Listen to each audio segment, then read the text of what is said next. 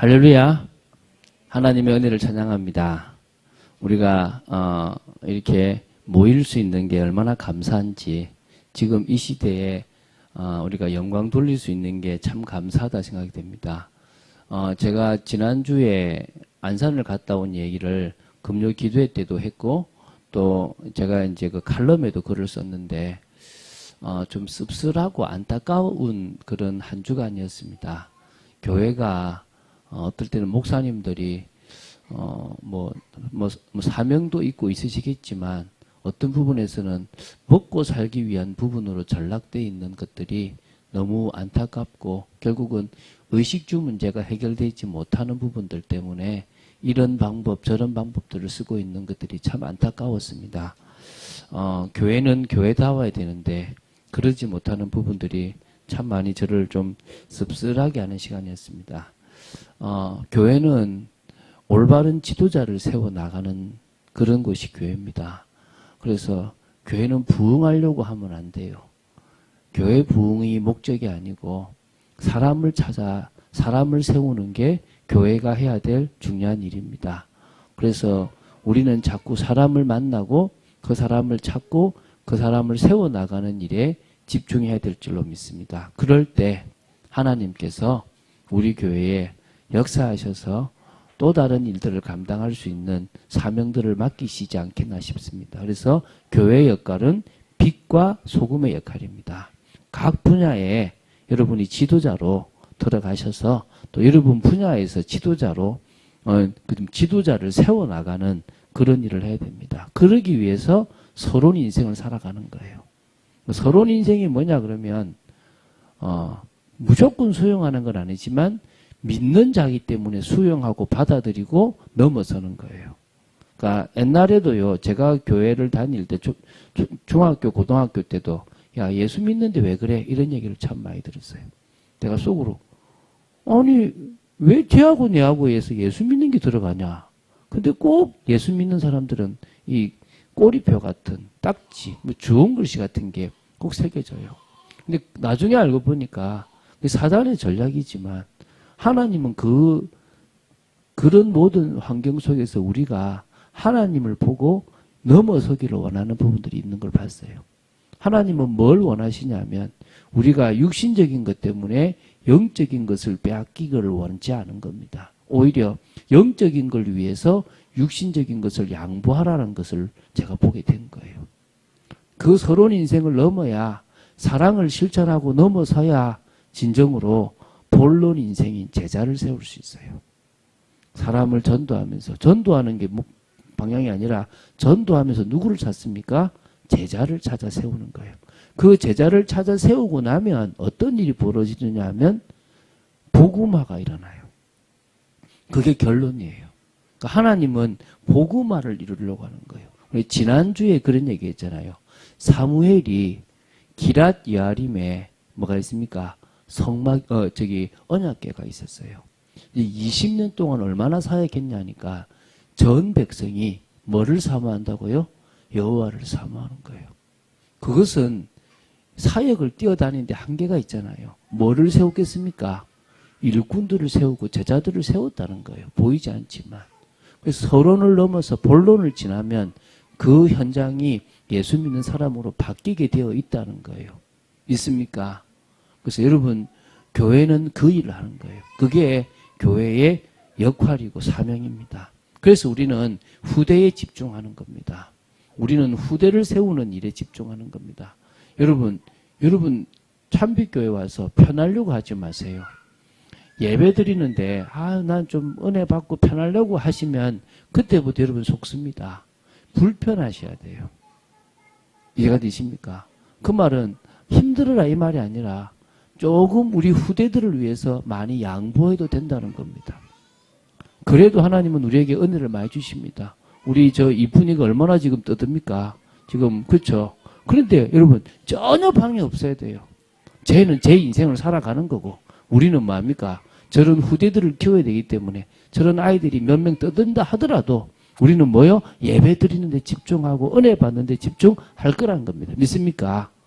저 아이들을 살리는 게 우리의 일이에요. 저 아이들에게 생명. 그래서 누구 아이로 보이면 되냐면 내 아이로 보이면 돼. 나한테 맡겨준 내가 낳은 아이하고 똑같다는 수준으로 생각하고 받아들이면 된다니까요. 그 정도로 우리 후대를 키웁시다. 믿습니까?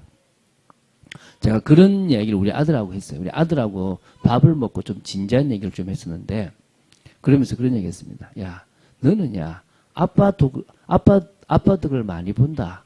넌 교회 가면 선생님들이 다 좋아하지. 성도들도 니 다 좋아하지. 그 다 아빠 때문이야. 근데 나는 내가 교회 다닐 때 초등학교, 중학교 때 아무도 나한테 관심 안 가져줬다 하나? 되게 섭섭하더라. 옆에 애는 권사님 자녀고 장로님 자녀니까 막 신경 쓰는데 나는 왔나 이러고 있는 모습들이 우리 교회도 그럴 수 있을 거 아닙니까? 여러분이 누구한테 신경 써야 되겠습니까? 제발 목사 자녀들 신경 안 쓰셔도 됩니다. 쟤들은 알아서 살아남습니다. 누구요? 정말 부모 없는 아이들, 부모 교회 안 다니는 아이들, 혼자 신앙생활 얼마나 귀합니까? 맛있는 거를 그런 걸 좀 사주세요. 그런 아이들. 그게 우리가 해야 될 일입니다. 믿습니까? 자, 오늘 그런 의미에서 사무엘이 가장 큰 일은 사사시대에서 왕정시대로 바꾼 게 아니라 다윗을 왕으로 준비시킨 게 사무엘이 가장 큰 일을 한 거예요. 믿습니까? 자, 그럼 먼저 일평생 이스라엘을 다스렸던 사무엘에 대해서 한번 보도록 하겠습니다. 사무엘은 이스라엘의 영적 지도자입니다. 그렇죠? 이스라엘의 사사였는데 마지막 사사였습니다. 그리고 이스라엘의 제사장이었습니다. 레위 지파거든요. 레위 지파이기 때문에 제사장의 직무를 감당할 수 있었고요. 그러면서도 선견자, 선지자로서 하나님의 말씀을 대언해주고 알려주는 그런 역할을 감당했던 영적 지도자로서는 큰 사람입니다. 사무엘상 12장 23절에 보면 내가 기도하기를 쉬는 죄를 범치 않겠다 그랬습니다. 그 말은 기도의 사람이었어요. 늘 백성들을 위해서 기도했는데 시편 99편 6절에도 보면 뭐라고 나오냐면 이 정말 기도한다라는 부분의 말씀이 그 몇몇 그 위인들과 나와요. 성경에. 그 정도가 아니라 모세와 비길 정도의 위대한 지도자로 예레미야 15장 1절에 나와요. 모세와 사무엘 이렇게 나오거든요. 그래서 예레미야 15장 1절에는 모세와 비길 정도로 같이 이름이 나올 정도로 지도자로 나옵니다. 그리고 사도행전 3장 24절에 보면 이때를 예언한 게 사무엘부터 시작해서 예언을 했대요. 사무엘도 결국은 주님 오실 그때를 뭐 했단 말입니까? 예언했다라는 거예요. 이 정도로 뛰어난 이 사람은 어떤 사람이냐? 모든 백성들이 인정한 사무엘이었어요. 그게 이제 12장 1절부터 4절에 그 사무엘의 좀 이렇게 뭡니까? 이 왕을 세우고 나서 했던 부탁의 말씀에 나와요. 거의 뭐 마지막 설교라고 해도 되는데요. 이때 뭐라 그러냐면 사무엘이 이런 말 합니다. 야, 내가 지금까지 너희들 걸 취한 게 있느냐? 잘못된 사역을 한 적이 있느냐? 있으면 말해봐라. 내가 잘못된 것을 한 것이 있으면 말해봐라. 없다는 거예요. 정말 잘했다는 거예요. 그걸 4절에 사무엘의 말을 모든 백성들이 다 인정할 정도였습니다. 한결같죠. 그죠? 저도 이러고 싶습니다. 제가 20년 참빛교회 사역하고 나서 갈 때 저는 여러분한테 제가 할 수 있는 최선의 것을 했습니다라고 말할 수 있는 사람 되기 원합니다. 할렐루야. 바울이 사도행전 20장 고별 설교를 할 때 내가 모든 사람의 피에 대해서 깨끗하다라고 말했던 것처럼 그런 일들이 일어나기를 바랍니다. 근데 그런 사무엘도 오점이 있어요. 어떤 오점이 있냐면 자녀가 둘이가 있었는데 그 둘 자녀가 사사로 세워져요. 사무엘 다음으로. 그게 사무엘상 8장 1절부터 5절에 나오는데 요엘이란 이름을 가지고 아비야라는 이름을 가지고 나왔는데 결국은 그 사람들이 이 브엘세바에서 사역을 했는데 사사가 되었는데 이익을 따라 뇌물을 받았대요. 그래서 판결을 잘못했대요. 그러니까 올바른 판결을 한 게 아니라 판결을 굳게 하는 일을 했대요. 그래서 이게 이스라엘 사람들에게 왕을 요구하는 일이 되어져요. 그러니까 이스라엘 사람들이 왕을 요구한 게 두 가지인데 하나님은 사사를 보내서 계속 그러니까 백성들을 보호했는데 아모리 왕이 쳐들어오니까 뭔가 체계 있어 보이는 거예요. 우리도 왕 달라. 그러면서 이 사무엘의 아들들이 하니까 더 진짜 우리 왕이 필요하다. 왕 달라. 이렇게 한 거예요. 그래서 사실 사사시대에 여러분 제가 얘기했잖아요. 핵심이 뭡니까? 왕이 없으므로. 그러니까 한마디로 뭐죠? 하나님을 왕으로 인정하지 않으니까 하나님이 보낸 사람을 인정하지 않는 거예요.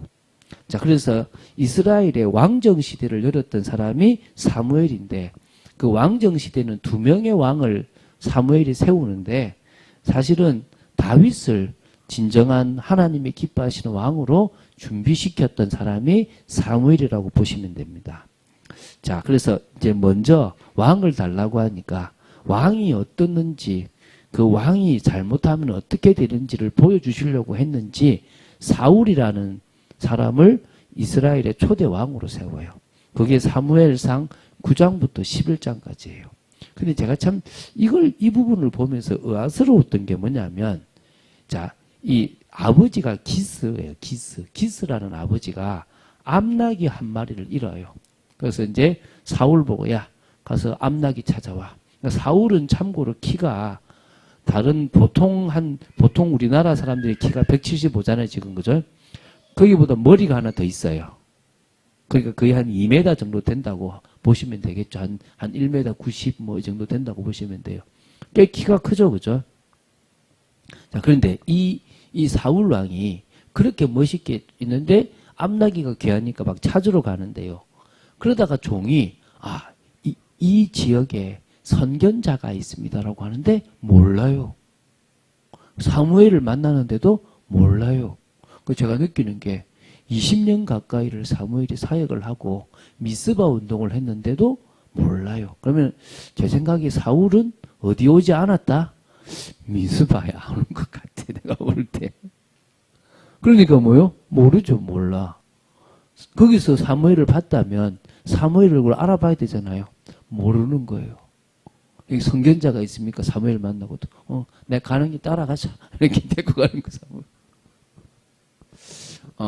그러니까 참 그러고 또 증거가 뭐냐 그러면 사무엘이 사울에게 이렇게 그래서 기름을 부어요. 그러고 나서 사울이 좀 있다가 예언을 해요. 그러니까 어떤 속담이냐니까 사울도 예언을 해? 이제 이런 속담이. 사울도 선지자석에 들어가 있어? 이러면 걔는 안 들어가고 사람들이 들어갔다 이 말이에요. 어찌 보면 사울은 이때부터 뭐 하나님을 믿는 폼은 잡았고 하지만 신앙에 대한 뜨거움은 사실은 없었던 왕이 누구란 말이죠? 사울이라고 보시면 됩니다. 그래서 이제 사무엘상 11장 14절부터 15절에 어쨌든 제비를 뽑는 중에 왕으로 초대가 되어집니다. 처음에는요 아주 겸손했어요. 그리고 비방하는 사람들 속에서도 괜찮다라고 하면서 적을 무찌르고 좋은 모습을 보였습니다. 그래서 전체가 이제 사울을 왕으로 인정했죠. 근데 이제 어느 순간에 뭡니까? 내가 왕이다. 내가 왕이다. 교만해져 버린 겁니다. 그리고 나서는 이제 하나님의 명령을 어기기 시작하는데 두 가지를 어기게 돼요. 물론 이제 그 앞에 첫 번째가 뭐냐면 이제 번제를 드려야 되는데 사무엘이 너무 안 오는 겁니다. 기다리다가 안 돼가지고 안 되겠다 하자라고 해서 번제를 자기가 드려버려요. 그러니까 지금은 여러분 목사가 없으면 여러분 설교해도 돼요. 이해가 되십니까? 목사가 없으면 여러분끼리 예배하고 말씀을 성경책 하나 보고 끝내도 돼요. 지금은 그런 시대예요. 지금은 만인 제사장 시대라 그래요. 목사가 없으면 예배 안 된다. 그 거짓말입니다.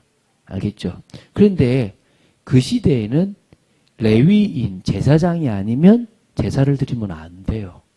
번제를 제사장이 아닌 다른 사람이 하게 되면 큰일 나요. 지금 그렇게 했어요. 두 번째는 어떤 일을 했냐 그러면 하나님이 아말렉을 되게 싫어했어요. 그래서 아말렉을 완전히 진멸하고 아말렉의 것을 다 받으시려고 하는 거예요. 하나님이 받으시려고 하는 것은 다 태워버리고 다 없애버리는 거예요. 그게 하나님이 받는 거예요. 여러분, 전리품으로 가지는 건 내가 가지는 거예요. 근데 하나님이 가지게 하는 건 어떻게 한다고요? 다 태워버리고 다 없애버리는 거예요. 그게 하나님이 가지는 거거든요. 근데 아말렉이 키우고 있는 이 짐승들이, 가축들이 너무 좋은 거야. 그걸 숨겨놓은 거예요. 그러니까 사무엘이 왔는데요. 다 진멸해라 그랬는데 막 울음소리가 나는 겁니다. 동물. 왜 지금 무슨 소리냐? 하나님이 미리 말씀하셨죠. 하나님께 제사 지내려고 챙겼다면서. 말은 또 잘해. 하나님하고 상관없는데. 그래서 그때 하나님이 당신을 버렸다 라고 하니까 막 사무엘을 잡아요. 가려고 하는 사무엘을. 옷이 찢어져요. 당신은 나라를 찢어서 줄 것이다 라고 얘기하고 가버려요. 이게 이제 사울과 거의 사무엘의 마지막이라고 보시면 돼요. 그래서 막 우는 겁니다.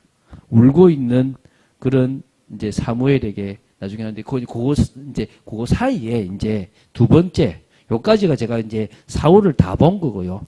자, 왕을 세운 후에 이스라엘을 다 불러 모아 놓고 이스라엘 향해서 중요한 메시지를 전달하는 게 12장 1절부터 25절이에요. 이런 일이 일어날 거를 알고 전달했던 거예요. 첫 번째는 나는 너희들한테 한 점 부끄러움이 없는 사역을 했다라는 이야기를 하면서 6절부터 뭐냐면 이스라엘에게 베푸신 하나님의 은혜를 잊지 말아라는 얘기를 해요. 저 출애굽부터 지금까지 너희를 지키신 하나님의 은혜를 잊지 마라. 할렐루야. 여러분 잊지 마시기 바랍니다. 두 번째는요. 하나님은 사사를 통해서 하나님은 당신의 사람을 통해서 직접적으로 이스라엘을 다스리는 왕으로 있으시기를 원했는데 너희들이 왕을 요구했기 때문에 너희들에게 왕을 주신 거다. 그거 사실을 잊지 마라. 그리고 뭐라 하냐면 여호와를 경외하고 섬기라. 그리고 말씀을 지켜 행하라. 그럴 때 왕이 왕되고 너희들에게 평안하게 되어질 거다라는 얘기를 하는 겁니다. 여러분,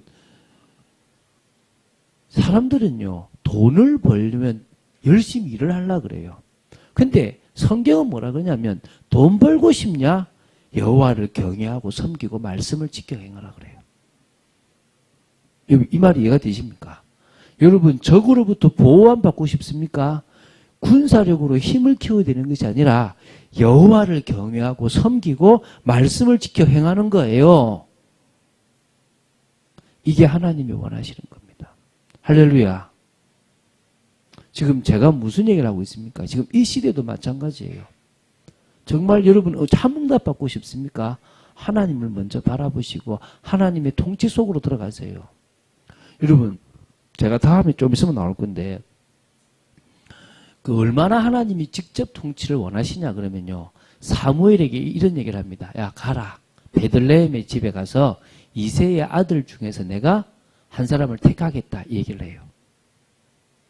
그래서 이제 이 사무엘이 가거든요. 그런데 중요한 거는 이새의 아들들 중에는 있는데 누군지 몰라.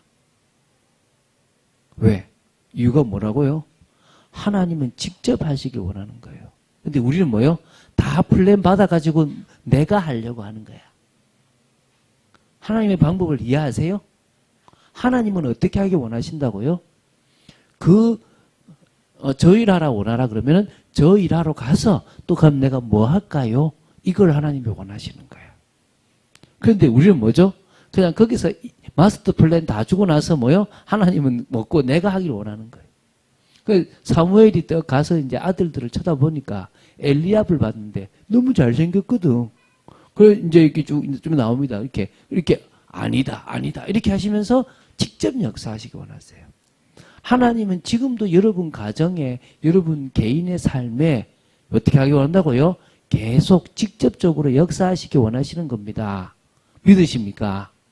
그러니까 매 순간 묻고 하세요. 매 순간 하나님 앞에 나아가시면 돼요.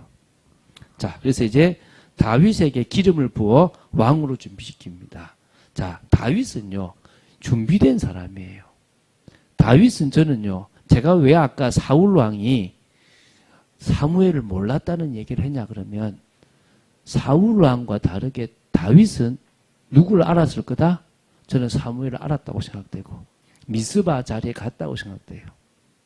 그래서 어린 사무엘이 거기서부터 신앙을 회복해서 양을 치는데도 너무나 깊은 기도가 될 만큼 양을 쳤다라는 거예요. 할렐루야. 어느 정도냐면 16장에 지금 나오잖아요. 뒤에 보면 사울 왕에게 들었던 악신을 쫓아내는 사람이 누구죠? 다윗이에요. 그것은 계속 차장을 했다는 거예요. 믿음으로 준비됐다는 거지. 이제 베들레헴에 왔어요, 사무엘이. 와가지고 이새의 아들들을, 이제 이새의 가정을 초대해요. 근데 기름 부으러 간다 그러면 사울이 가만히 있겠습니까? 그러니까 사무엘이 겁나니까, 야, 제사하러 간다 그래라. 그러니까 이제 그 가니까 그 마을에 있는 지금 대표가, 장로가, 왜 오셨습니까? 평화를 위해서 왔다라고 하면서 이제 이새의 가족을 데리고 와라. 같이 제사 드리자라고 이제 합니다. 할 때 이제 아들들을 쭉 보는데 다 한결같이 아닌 거예요. 엘리압을 보면서 이런 말 하잖아요. 이제 다음 주에 또 할 건데 내가 이미 그를 버렸다라고 얘기해요. 그리고 누구를 세웁니까? 다윗을 세우는데 용모가 붉고 이쁘고 이게 정말 중심이 있고 하나님이 보시기에도 정말 인정할 만한 그런 모습이었다는 것이 나오는 겁니다. 그래서 기름을 부었습니다. 아마 그 이후에도 언약과 복음에 대한 설명들을 여러 번 하지 않았을까 생각됩니다. 또 미리 그전에서도 알았을 거고요. 그래서 언약궤의 비밀이 다윗 왕에게 전달되는데 큰 역할을 했던 사람이 누구다? 사무엘이다라고 저는 봅니다. 자, 이제 메시지를 우리가 좀 이제 우리에게 적용한다 그러면 사무엘과 같은 영적 지도자의 사명을 저희들이 감당해야 될 줄로 믿습니다. 이 시대에 우리가 있는 현장에서 우리는 뭐란 말입니까? 영적 지도자입니다. 제발 부탁입니다. 여러분은 그곳에 먹고 살기 위해서 간 존재들이 아닙니다. 뭡니까? 여러분은 그 현장을 살리러 가는 겁니다. 요셉은 그곳에 처음부터 총리로 간 게 아니라 노예로 갔습니다. 그런데 영적 지도자라는 사실, 영적인 정말 자기는 이 현장을 바꿀 사람이라는 걸 아니까 총리까지 올라갔습니다. 할렐루야. 그래서요, 여러분 우리는 하나님의 은혜로 하나님의 자녀인 거고요.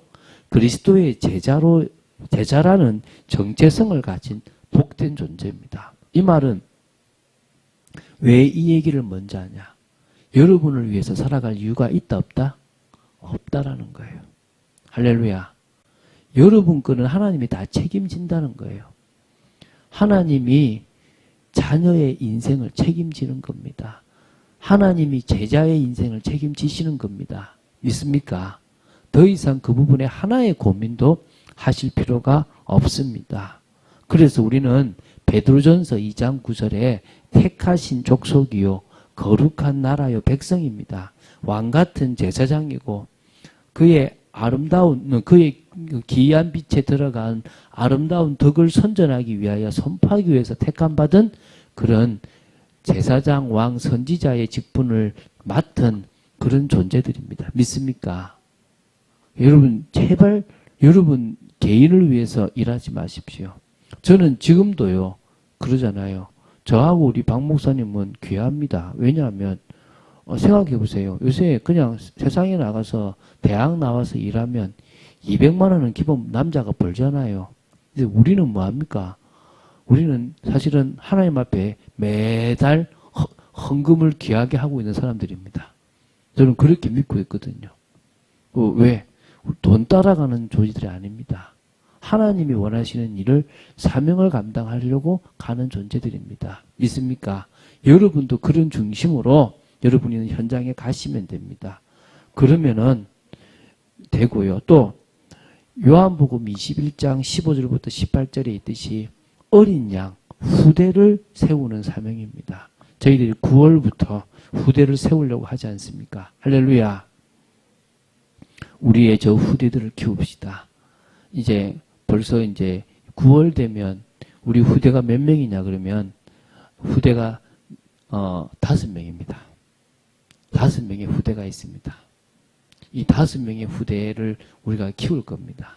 그 제가 이제 이제 노트북을 만질 사람을 찾아냈습니다. 그래서 우리 이제 그거 맡기면 되겠다 생각이 들더라고요. 우리 후대도 일하고 우리 후대도 또 헌신하고 그러면서 이 아이들이 하나님 앞에 은혜도 받고 중심을 가지고 나아가길 바라거든요. 자, 두 번째 우리는 이 현장을 살리기 위해 주신 사명을 감당합니다. 맞습니까? 하나님께서 그것을 우리 주셨습니다. 그래서 흑암을 먼저 꺾으세요. 여러분 가서 짜증나는 일이 있죠. 흑암이 지금 발악하는 겁니다. 이해가 되시죠? 여러분 대표가 막 싫어집니까? 여러분 일하는 동료가 여러분 자꾸 건드립니까? 여러분 지금 여러분에게 넘어질 요소가 많다는 겁니다. 싸움으로 말하면 약점이 많다는 것입니다. 그래서 여러분이 자꾸 짜증이 나고 부딪히는 겁니다. 그것을 흑암을 꺾으시면서 바꾸어 나가는 갱신한 여러분 되시기 바랍니다.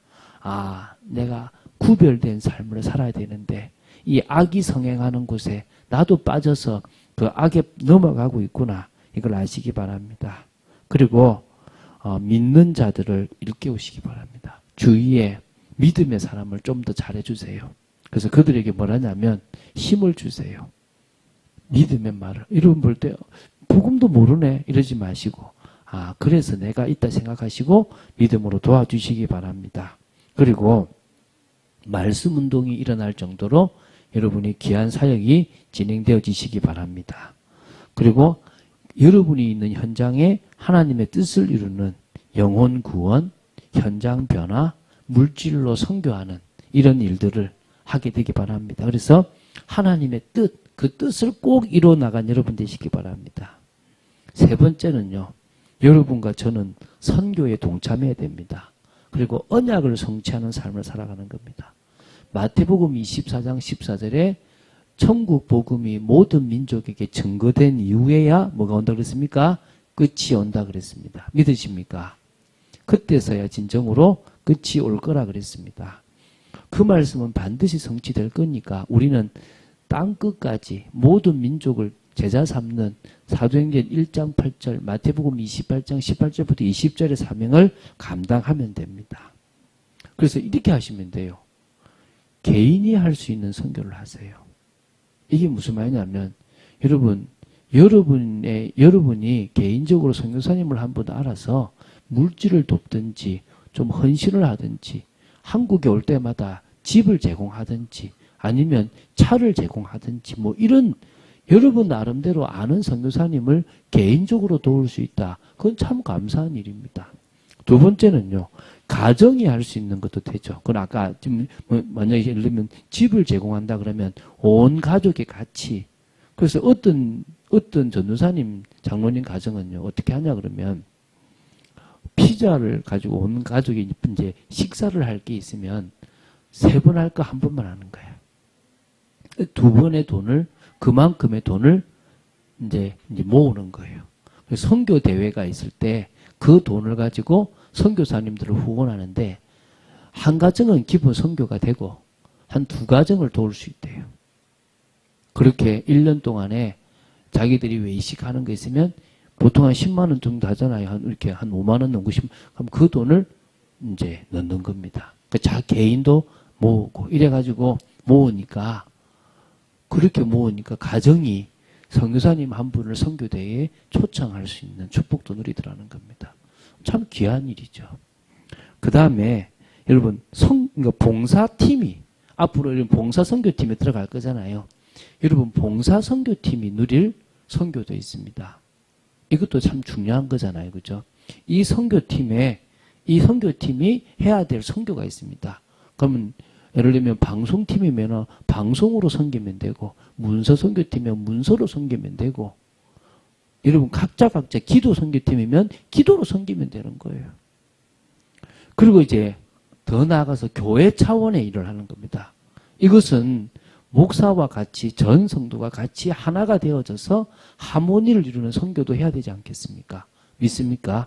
예를 들어서 우리 후대들을 위해서 우리가 일본 같은 데나 또 저 중국이나 아프리카 이런 데 선교팀을 보내야 될 거 아니겠습니까? 그때 정말 전 성도가 다 하나 되어져서 그 일에 동참할 수 있으면 개인이 돈을 내고 가정이 돈을 내고 참여도 하고 또 선교팀들이 각자 역할들을 감당한다면 아름다운 선교를 할 수 있을 거라고 생각됩니다. 그래서 지금 우리가 결국은 사무엘을 통해서 뭘 봅니까? 그래, 우리가 영적 지도자다. 제자를 세우고 후대를 세우는 영적 지도자다. 그리고 그러기 위해서 우리는 현장을 살리자. 빚도 말하고 흑암도 끊고 그리고 뭡니까? 믿는 사람을 일깨우고 이런 일들을 감당하자. 그리고 선교에 동참하자. 하나님 뜻을 이루는 일에 동참하자. 믿습니까? 자, 결론. 그러려고 그러니까 갱신해야 돼요. 여러분 지금 모습이 하나님이 이 친구는 선교 잘한다라고 생각하겠습니까? 그러면 돼. 근데 그거 아니면 갱신하시기 바랍니다. 그거 아니면 돌아서는 여러분 되시기 바랍니다. 버려야 할 게 있어요. 버려야 할 것. 뭘 버려야 됩니까? 사단에게 속는 모든 것들을 버리시기 바랍니다. 할렐루야. 아무리 내 마음에 중요한 것도 사단이 틈타는 것이라면 빨리 버리세요. 여러분은 뭐가 여러분 중심에 있고 자꾸 하나님의 은혜 받는데 방해가 되고 깊은 기도에 방해가 됩니까? 버리세요, 제발. 그거 쓰레기입니다. 그거 배설물입니다. 두 번째는 기다리세요. 절대 조급하지 마십시오.